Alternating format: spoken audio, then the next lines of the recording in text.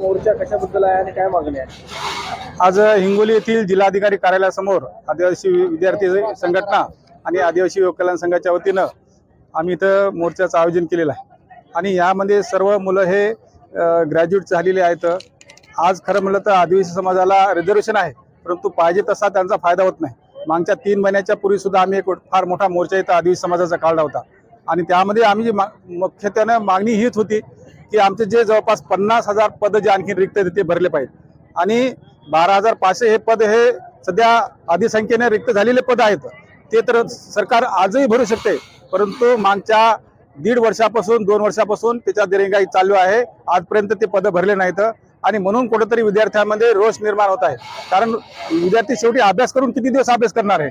त्याचप्रमाणे TRTA पुण्याच्या मार्फत जे प्रशिक्षण दिलं जाते ते फक्त 6 महिन्याचा कालावधी आहे आणि 6 महिन्याच्या कालावधीमध्ये मुलाचं प्रशिक्षण पूर्ण होऊ शकत नाही। म्हणून आमची मागणी आहे की 1.5 ते 2 वर्षापर्यंत ती कालावधी सुद्धा वाढले पाहिजेत। विद्यार्थ्यांना जिथं नोकरीचा विषय येते त्या ठिकाणी व्हॅलिडिटी कंपल्सरी केली पाहिजे। कारण बऱ्याच ठिकाणी आम्ही पाहिले की जवळपास 1.5 ते 2 लाखापर्यंत बोगस लोक हे आदिवासीच्या मूळ नोकऱ्यावर तिथं बसलेले आहेत आणि त्यामुळे मूळ आदेशाला कुठेतरी यामध्ये माध्यमातून एक अन्याय होत आहे आणि म्हणून आज विद्यार्थ्यांमध्ये जो रोष निर्माण झाला तो रोष व्यक्त करण्यासाठी आणि सरकारला या निवेदनाच्या माध्यमातून आम्ही हीच मागणी करणार आहे की जे पदभरती आणखी शिल्लक आहे ती त्वरित भरली पाहिजेत, एवढीच या मार्फत मागणी आहे। नाही, आम्ही संविधानिक पद्धतीने मागणी करत आहे। यापूर्वी सुद्धा आम्ही मोर्चा काढला होता, आज सुद्धा विद्यार्थ्याच्या वतीनं काढला होता।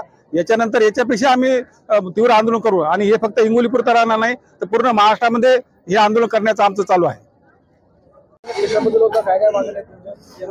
मुळात या ठिकाणी असणाऱ्या सुशिक्षित आदिवासी मुलांवर आजपर्यंत सर्वोच्च न्यायालयाने सांगून सुद्धा या ठिकाणी विशेष पदभरती होत नाही।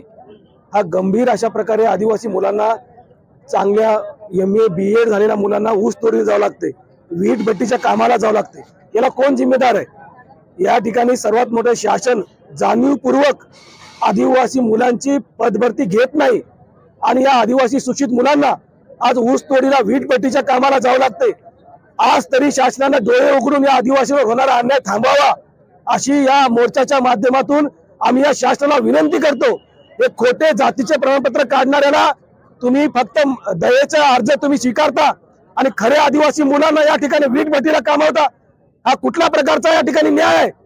या ठिकाणी शासनानं तातडीने न्याय दिला पाहिजे। माननीय मुख्यमंत्री महोदय, माननीय आदिवासी महोदयांनी आदिवासी विशेष पदभरती तातडीने घेण्यासाठी